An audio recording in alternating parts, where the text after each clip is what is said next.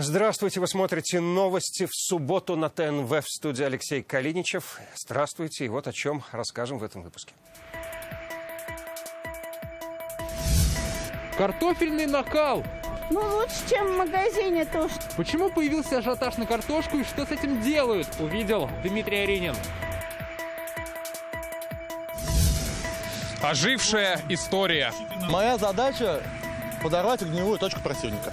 На военно-исторической реконструкции побывал Рамиль Галиуллин. На диктант как на праздник. Не с таким восторгом, не с волнением, что вот что-то сейчас страшное произойдет, оценку нам поставят. Нет. Кто сегодня сел за парты, увидела Алия Хайрудинова. Ситуация с ковидом в республике легче не становится. Так, сегодня начал субботнее совещание в Доме правительства премьер Алексей Песошин. Он подвел итоги сложной эпиднедели, на которой ввели новые ограничительные меры. Напомним, с понедельника в республике действуют QR-коды для посещения торговых центров, общепита, спортзалов. Непривитые люди 65+ обязаны уйти на изоляцию.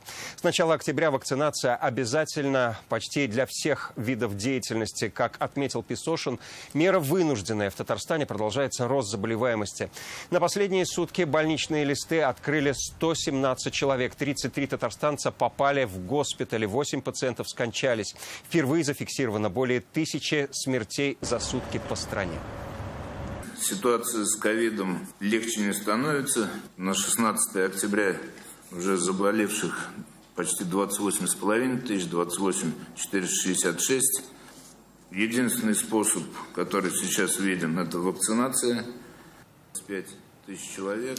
По словам Алексея Песошина, перебоев с доставкой вакцин нет. Только за последние сутки в Татарстане привились почти 30 тысяч человек. За весь период в республике первый компонент получили 1 225 000 жителей республики. Вакцины практически 1 800 000. То есть запас есть по всем видам вакцины.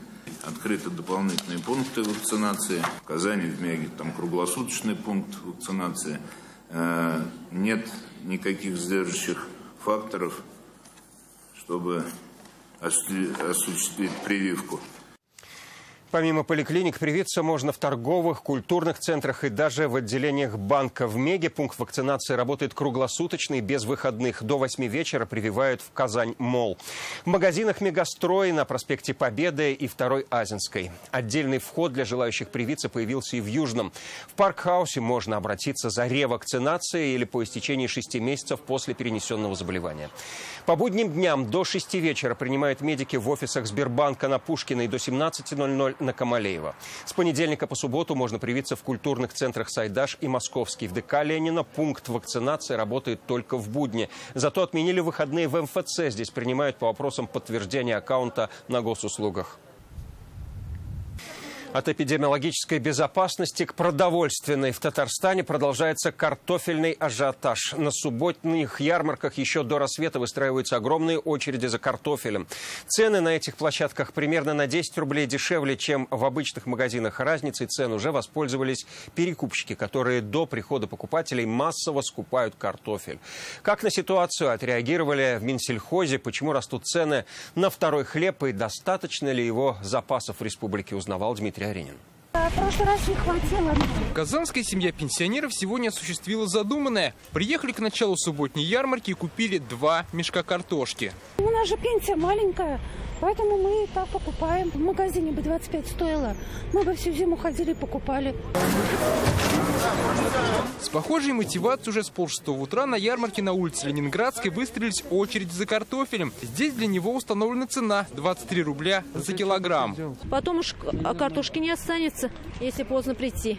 Ну, лучше, чем в магазине, то уж за 35 до 60 рублей картошку брать-то. Кушать хотим. Пенсионерка. Картошка в магазине почем, вы знаете? Чтобы понять, насколько высокий спрос на картофель, заметьте, у КамАЗа, где продается огромная очередь. А дальше на основном ярмарке, где другие продукты. Посмотрим сейчас. Вот, как можно заметить, почти никого нет, только одни продавцы, которые только раскладывают свой товар. Ранние очереди вызваны тем, что в минувшей неделе картошку раскупили еще в самом начале ярмарки. Как подозревают, это были перекупщики. Перекупщики были, отсюда закупая по льготным ценам, буквально отъезжая на какое-то расстояние, реализовали по высоким ценам. Чтобы не было перекупщиков, ввели правило не более 5 мешков в одни руки. Сегодня при нас к ярмарочному КАМАЗу подъехала «Газель», и мужчины купили на каждого по несколько мешков. На троих 15, на четверых уже 20. Были ли они перекупщиками, вопрос остался открытым. От комментариев они отказались в грубой форме. Давай без съемок. С ярмаркой на улицу Ленинградской сегодня приехал ТАТ «Агрохим». Вместе с другой продукцией привезли 56 тонн картошки. За ценами и правилам 5 мешков следят контролеры. Люди, они очень у меня толковые, понятливые, и замечаний хватает по этому вопросу. Сразу исправляется эти моменты. Такие правила действуют на всех ярмарках. Их проверяет Минсельхоз Республики. Как отмечают, рост цен обусловлен объективными причинами. Изначально мы продавали по 18 рублей, то есть вся картошка шла с поля. Сейчас уже сельчане картошку убрали практически, да, положили в склады. Конечно же, это несет определенные затраты. Поэтому вот сентябрь месяц мы держали цену 18 рублей и рекомендовали.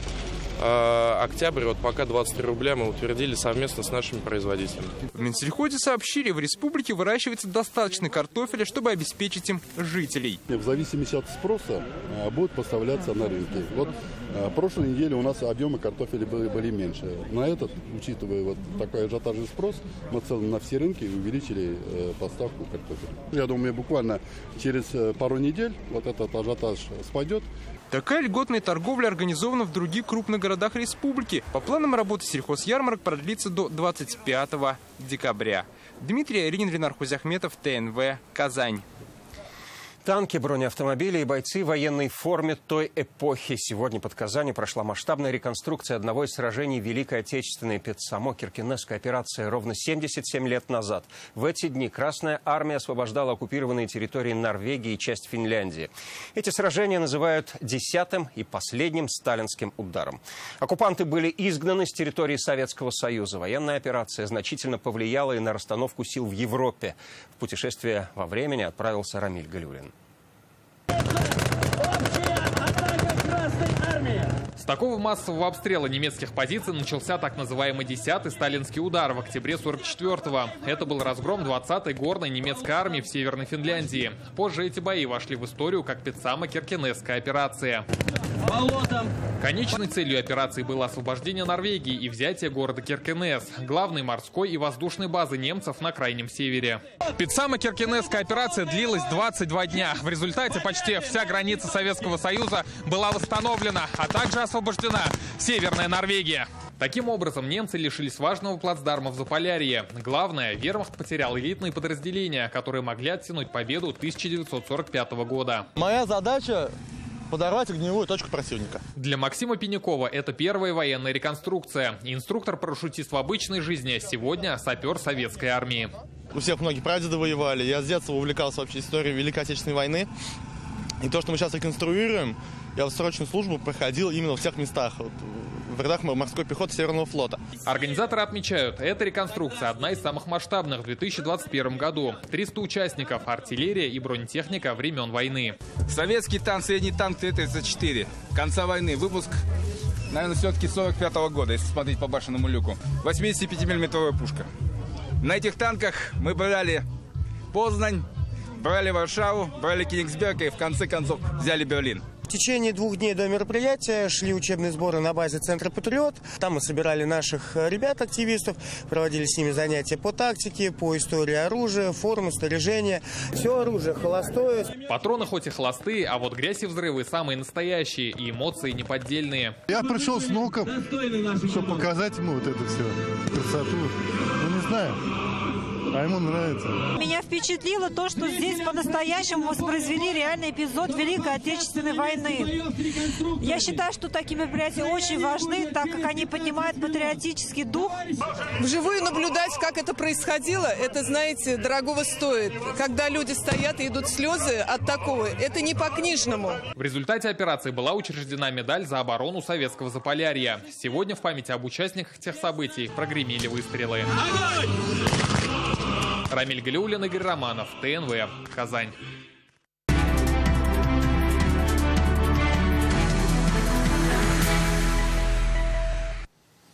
Накануне в стране началась перепись населения. Это важное государственное событие, которое затронет всех жителей России.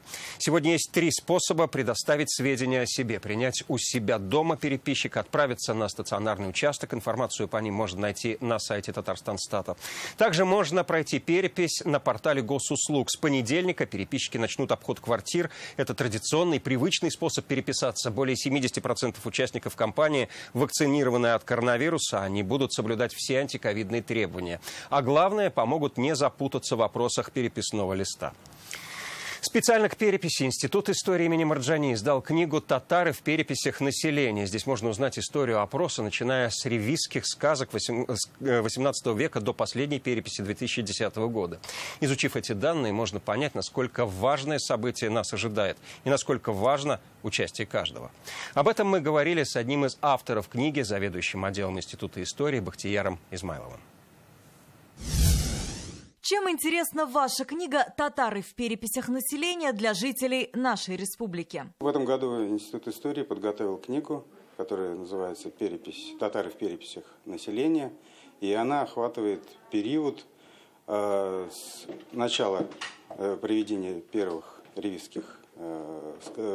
ревизий в Российской империи и до сегодняшнего дня, до 2010 года, когда проведена была последняя перепись населения в России. Особенно для татар, чтобы они понимали о том, как и когда фиксировались татары на территории России, какие происходили изменения в численности, какие критерии выделялись на каждый конкретный исторический период, который, можно говорить, было о том, что это и есть татары, татарская нация, единый татарский народ.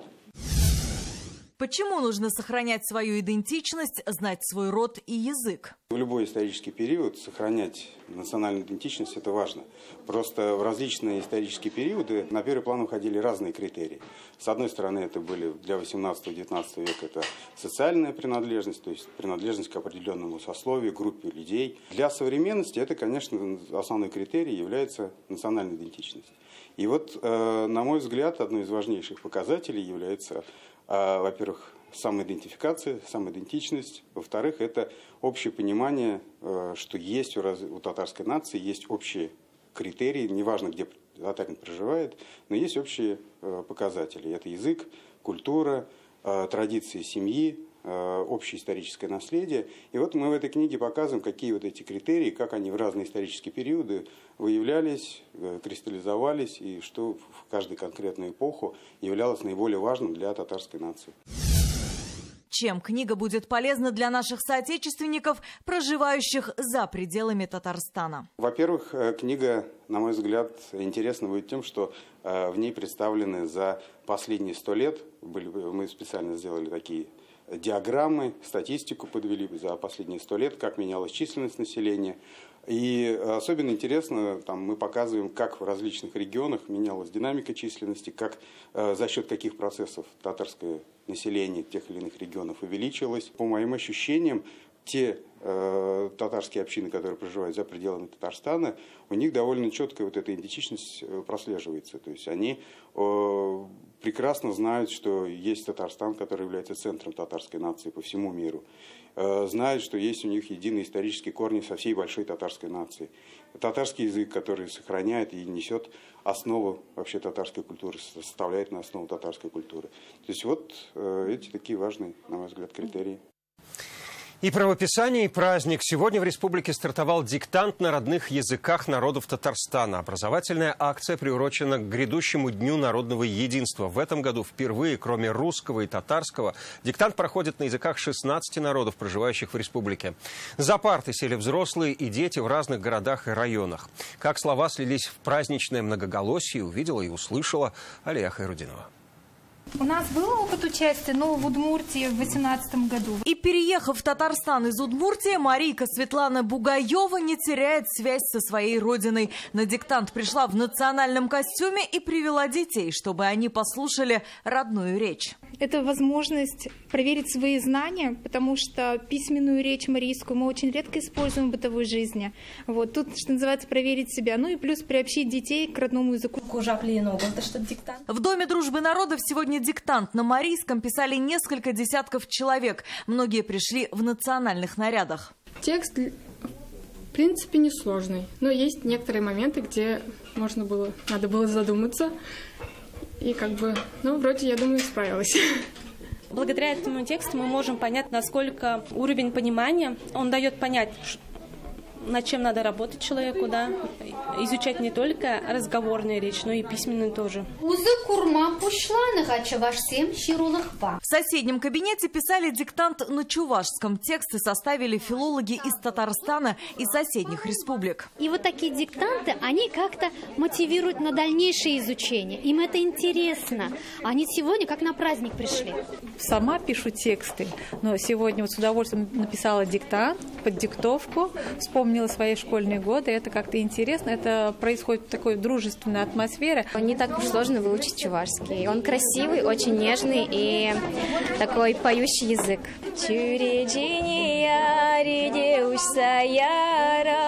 Чтобы проверить знания родного языка, за парты сегодня сели представители 16 народов республики. В этом году в Татарстане диктант впервые проходит с таким размахом. У нас уже есть опыт написания диктантов по русскому языку. У нас уже стало брендом диктант по татарскому языку. И вот в этом году мы решили все-таки организовать диктант на родных языках. И в один день, 16 октября, все дружно, все народы пишут диктант. Слова на родном языке без ошибок сегодня выводили в 30 районах и городах республики. В селе Верхний Акташ Альметьевского района сегодня писали диктант на ирзянском. Это единственная школа в районе, где его преподают. За партой сегодня и Александр Шатунов. Родом он из этого села. В свои 60 лет решил вспомнить грамматику ирзянского языка. В нашей семье всегда разговаривали на родном языке, говорит он. Мы не должны пропадать, это наши традиции. Все надо сохранять, развивать. Участниками акции стали и жители села Пойкино Мамадышского района. Для них родной язык – удмуртский. Стараемся всячески поддерживать, чтобы удмуртские традиции сохранились. Диктант будет проходить и завтра. Результаты будут известны после проверки всех работ. Алия Хайрудинова, Дмитрий Аринин, Адель Мендубаев, Филюза Хамидуллина, Ирик Хабибуллин, ТНВ, Татарстан.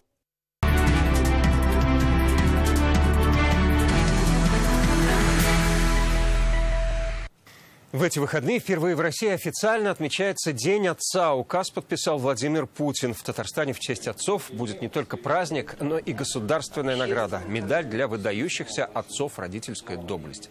Об этом заявил Рустам Минниханов в своем послании Госсовету Татарстана. Каким будет этот праздник, как его отмечать, какие заложить традиции, обсуждались сегодня в Общественной палате Татарстана. За общим столом собрались папы, которые заботятся не только о благополучии своих семей, но и являются активистами в общественной жизни республики. Это те мужчины, которые берут ответственность не только за свою семью, за такое ответственное отцовство у себя в доме, но еще и работают над тем, чтобы как можно больше отцов вовлекались и в семейное воспитание, чтобы они участвовали во всех решениях вопросов подрастающего поколения.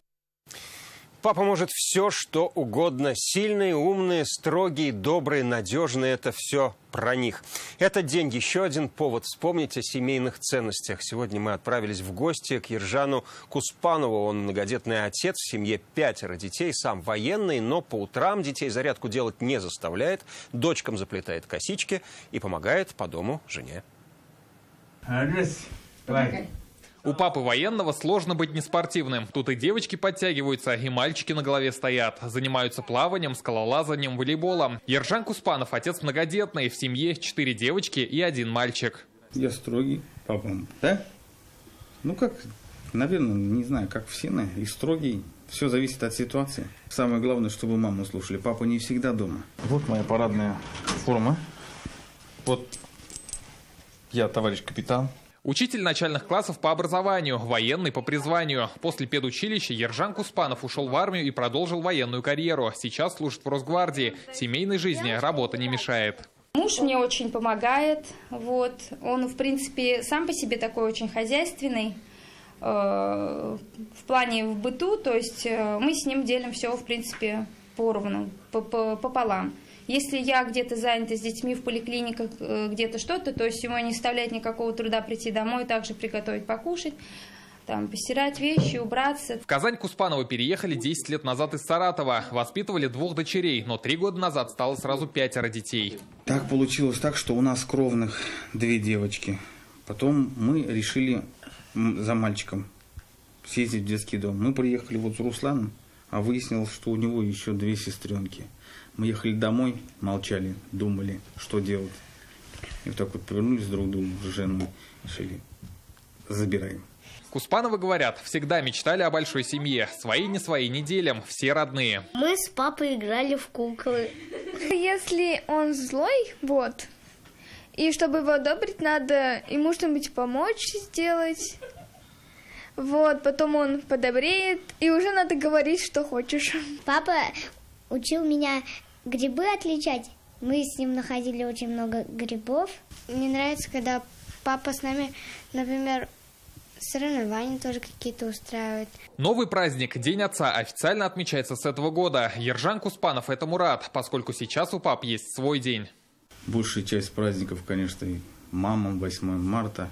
23 февраля отмечают те, кто в армии служил. Ну, как бы, грубо говоря, все отмечают.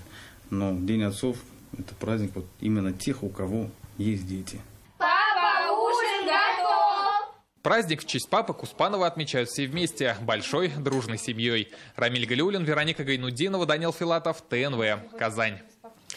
Уникальную операцию на мочеточнике провели врачи РКБ. Благодаря ей 22-летней Юлии Метовой удалось сохранить почку. Боли в брюшной полости заставили ее обратиться в больницу еще в апреле. Тогда стало ясно, что без операции не обойтись. Успешный исход в репортаже Тагира Валиди. Доброе утро. Как дела? Здравствуйте. Все нормально? Да, сейчас все хорошо. Месяц Юлию Метову готовили к редкой операции. Ей пересадили мочеточник, который соединяет мочевой пузырь с почкой. Операция была не полостной, а малоинвазивной. Для татарстанских врачей это был первый и успешный опыт. У пациента останутся только следы проколов. До этого проводили только полостные операции. Это достаточно часто встречаемая патология, но, как правило, эти пациенты оперируют, это врожденное заболевание, и, как правило, эти пациенты оперируются еще в детском возрасте. То есть это наши коллеги, детские урологи, детские хирурги, как правило, их оперируют. Юлия Метова обратилась в больницу с жалобой на сильные боли в нижней части живота. Полное обследование показало, сузилась трубка, которая соединяет мочевой пузырь и почки. Тогда было принято решение об операции. Иначе могли отказать жизненно важные органы, говорят врачи. Лапароскопические операции при данном патологии во всем мире, в принципе, это уже стандартная процедура. Вот, это, во-первых, и малоинвазивно, да, то есть минимальный доступ через проколы. Пациент быстро реабилитируется, встает на ноги, уходит очень быстро домой. Его зовут Тимофей, он мне помогает. Все это время Юлия не выпускала из рук плюшевого медведя. Говорит, с ним было не так страшно. Сейчас чувствует себя хорошо. Даже успела сделать первые шаги после операции. В первый день у меня были боли после операции, но мне сделали обезболивающее, и я спокойно спала. А сейчас уже практически ничего не болит. и завтра уже даже будут снимать дренаж. Родители Юлии – врачи. Мама – офтальмолог, папа – травматолог. Сама она учится на УЗИста. Говорит, что хочет обследовать людей и вовремя ставить диагнозы. А пока ее ждет длительная реабилитация. После выписки Юлия будет каждый год проходить плановый медосмотр. Тагир Валидзим, Ляуша Хакимова, Адель Мендубаев, ТНВ, Казань. Новым знаниям и новой профессии возраст не помеха, так считает пенсионерка из Казани Рузаля Шайдулина. Она подала заявку и прошла переподготовку в Международном колледже сервиса в рамках федерального проекта «Содействие занятости» нацпроекта «Демография». Обучение на массажиста-косметолога шло 3 месяца, и сейчас Рузаля Шайдулина – дипломированный специалист. Откуда берутся силы, чтобы покорять новые горизонты, и много ли у нее клиентов, узнала Юлия Гоголева.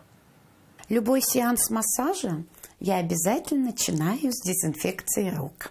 В любом деле важен профессионализм, считает Рузаля Шайдулина. Потому к массажу она относится более чем серьезно. Во время процедуры вспоминает все тонкости, которым научили преподаватели. Важно все – направление движения пальцев, температура ладони, но главное – внутренний настрой. К каждому клиенту я отношусь с любовью, с нежностью, и хочется, чтобы он стал лучше и краше. Рузаля Шайдулина – учитель начальных классов. В школе проработала 40 лет и продолжает учить детей. Массаж лица – занятие для души. Среди клиентов пока в основном близкие друзья и коллеги. Процедура очень приятная, она такая релаксационная. Мастер у меня вообще замечательный. Рузаля, она такая нежная, она такая профессиональная. Так хорошо мне делает. Я чувствую результат сразу после процедуры, уже видно. На специалиста по эстетической косметологии Рузаля Шайдулина выучилась за лето. Пока коллеги отдыхали, посещала лекции в Международном колледже сервиса. Никогда стоять на месте не надо и думать, что у меня там возраст, допустим, какой-то серебряный. Вот. Надо стремиться вперед, не унывать и не думать, ой, какая, кто-то там маленькая пенсия, то все. Нет, нету, в общем-то, предела всему, нету предела развитию, надо развиваться. Каждое утро Рузаля Шайдулина начинает со стакана воды, массажа лица и физкультуры. Старается больше ходить пешком, любит путешествовать и хочет стать экскурсоводом. А значит, впереди новые курсы и новая профессия. Юлия Гоголева, Игорь Романов, ТНВ, Казань. Это все, о чем мы успели вам рассказать. Больше новостей вы найдете в интернете, на наших ресурсах. Всего вам доброго. До встречи.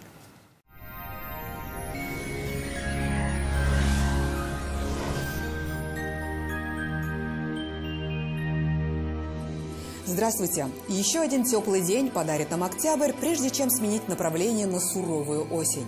По данным сервиса Яндекс.Погода, в воскресенье на юго-востоке, в Бугульме, Бавлах, Азнакаево будет облачно, днем местами дождь, до плюс 11, а ночью около нуля, местами заморозки. Без осадков в Нижнекамске, Набережных Челнах, Елабуге, но будет пасмурно, плюс 12.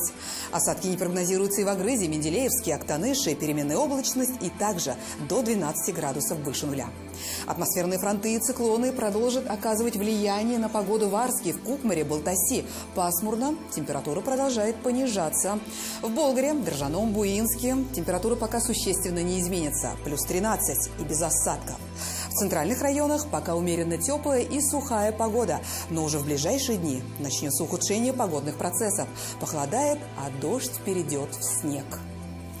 Гиделикс – капли и сироп от кашля с экстрактом листьев плюща. Можно принимать всей семьей. Гиделикс облегчает откашливание, оказывает спазмолитическое действие. Сироп подходит детям с рождения, не содержит спирта и сахара.